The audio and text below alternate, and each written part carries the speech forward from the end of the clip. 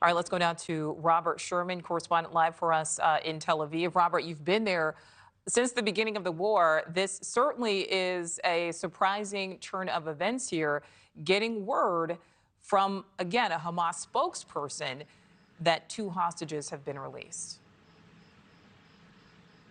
Yeah, and I would have to tell you, Nichole, that when you stand on the ground here, you walk around and talk to Israeli citizens, there was this feeling as though that hope was dwindling and that a lot of the hostages might not be coming home, especially when we got that word just this week about 2 other hostages whose bodies were found near to be the Gaza Strip. I mean, you have felt this on the ground here, that a lot of Israelis have felt as though that this was a lost cause on this front, which is why many Israelis we were talking about were of the opinion full speed ahead towards a ground invasion of the Gaza Strip.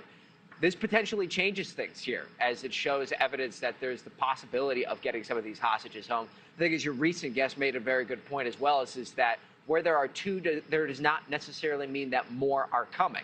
This is all that we know about so far, and that does not mean that any more hostages will be released. But some of the information that we've been getting from the IDF is that they have been under the belief that the majority of these hostages are still alive.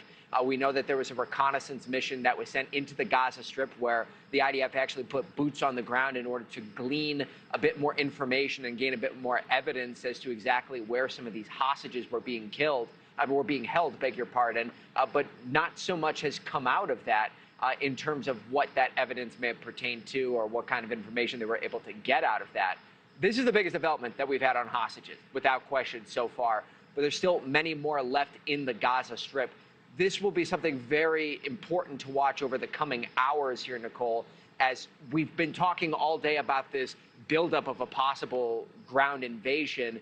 Does that continue forward? Do tensions change here? These are all things we're going to have to very closely monitor, Nichole. Thank you for watching. Go to newsnationnow.com to find News Nation on your television provider. And don't forget to click the red subscribe button below to get more of News Nation's fact-driven, unbiased coverage.